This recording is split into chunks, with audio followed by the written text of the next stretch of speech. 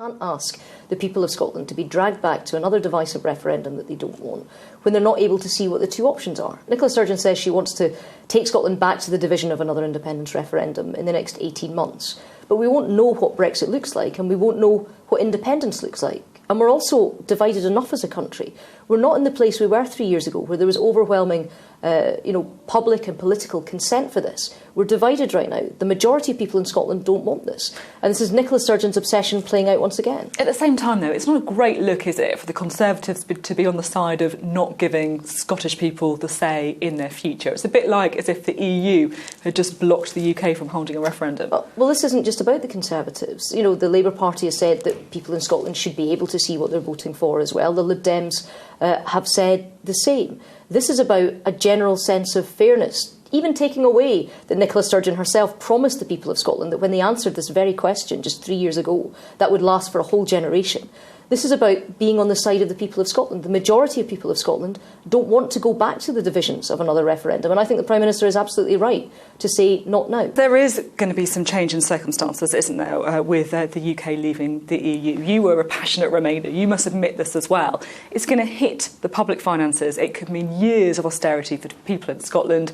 Isn't it right that they get a choice on whether that's something they sign up to? Well, like thousands, tens of thousands of people across Scotland who voted Remain to stay part of the European Union. I'm furious that Nicola Sturgeon seems to think that my Remain vote is a green light to independence. It's not, and that's why there's so many people in Scotland that are so angry that she's worked incredibly hard, desperately hard in fact, to leverage everything that she can since June of last year to this point this week to say that Brexit is a means to hold another independence referendum, to leverage Brexit to make it happen. And I think she's made a real mistake too, because she's admitted that the Scottish Government has said in a paper that they gave to the UK Government, that they accept that Scotland is leaving the European Union, is leaving the European Union as part of the UK, or if it were independent. What she's also saying is that she's not even confirmed that she wants to go back in as a full member of the European Union immediately. So she's saying that leaving the European Union, which would happen in either event, is the reason for holding a vote on independence. But she's not even saying that if Europe's the reason, she would go back in as a full member. But it could be argued, though, that Scotland could quite benefit from a sort of halfway house like Norway.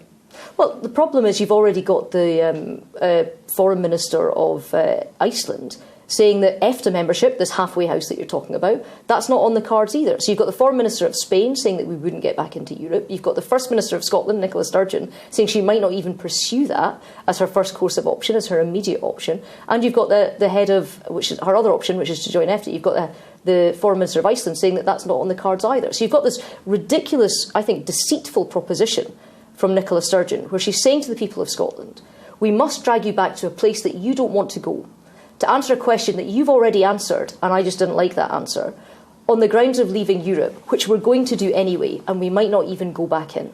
It's clear you're very comfortable attacking Nicola Sturgeon. You want to, she's angered you, I can tell. But do you think that Theresa May also needs to take some responsibility for this as well? She's ruled out the idea of the single market straight away.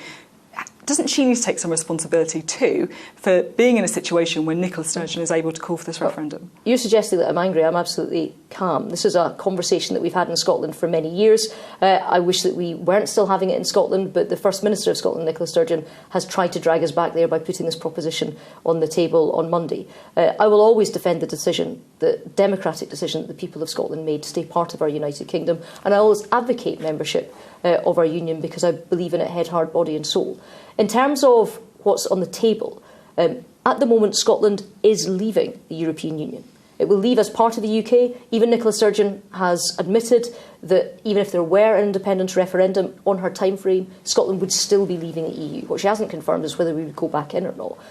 What Theresa May has said is that she wants to have the greatest amount of free trade for Scots businesses and UK businesses within the single market. So the ability to trade with and operate in was her exact phrase. It was in her Lancaster House speech. It was one of the 12 key asks of the UK government in these Brexit negotiations. And I support that. I want the freest trade with the European Union and with other partners around the world for our businesses here in Scotland and across the UK. Is Theresa May treating Scotland a bit more like a subject than a partner in all this, though? Because she hasn't been keeping Nicola Sturgeon in the loop, has she? She hasn't taken her considerations about the single market in board or told her in advance that that's what she was planning to do. She didn't give her any prior warning about when Article 50 is likely to be triggered. So she's effectively making all these decisions hundreds of miles away from Scotland without a whisper of warning. OK, there's about 60 different things in there. Let's unpick them one by one. You say that Nicola Sturgeon has complained that she hasn't been given prior warning of Article 50 being moved. It's not been moved yet. You say that Theresa May hasn't been given any... Excuse me, you asked me a question with lots of different things in it, so let me address the points one by one. You're saying that Theresa May hasn't addressed the issues that the Scottish Government brought up within their own paper that they put to the UK Government, and yet several of these issues were embedded in the Lancaster House speech in the 12 points that the UK Government put forward. So, for example, the Scottish Government, Nicola Sturgeon, specifically asked for workers' rights in the UK to be protected. That's one of the 12 key points the Prime Minister put forward. Nicola Sturgeon specifically asked for close cooperation on crime and security matters and intelligence matters. That was one of the 12 key points put forward by Theresa May. Nicola Sturgeon specifically asked there would be assurances for EU rights. That was an issue that was, is part of the 12 key points put forward by Theresa May. So to say, the SNP might like to talk about being ignored because it suits their agenda, but that's not to reflect the key considerations that have been adopted by the UK Government. So you don't think Theresa May's done anything wrong then? It's all the blame is on Nicola Sturgeon. She just nothing to worry about. She's played the whole thing perfectly. Well, look, Theresa May is wanting to get the best deal for the whole UK, including Scotland, as we leave the EU. Now, I don't doubt for a second that there's going to be some tough negotiations ahead, but there's only one person that wants these negotiations to fail, and that wants them and wants to use even the idea of these negotiations for an ulterior purpose and motive, and that's to break up the United Kingdom. And that is Nicola Sturgeon. So in terms of who's playing with a straight bat in this, I know whose side I'm on. Now, you've got some pretty impressive approval ratings. If you look at a recent poll, for example, of Scottish voters, your approval ratings were better than Nicola Sturgeon, Kezia Dugdale, Jeremy Corbyn and Theresa May. Are you the person who can save the union? Look, this is about what the people of Scotland want, and the majority of people of Scotland, not only did they vote overwhelmingly, 2 million of them say... It could be about a good campaign, though, as well, isn't it, really? That does come into it, too. I enjoy a good campaign, but I don't want dragged back to a campaign that divides our country when we were promised if all the voters of Scotland, if they paid attention, if they took it seriously, if they asked the questions, if they got the information, if they voted, that decision would be respected. That's what they were promised in 2014. And people in Scotland, they came out in record numbers, 85%, the highest proportion of people that have ever voted under universal suffrage for anything in the United Kingdom. And less than 3 years later, Nicola Sturgeon says, I didn't like your answer, I'm going to drag you back there again.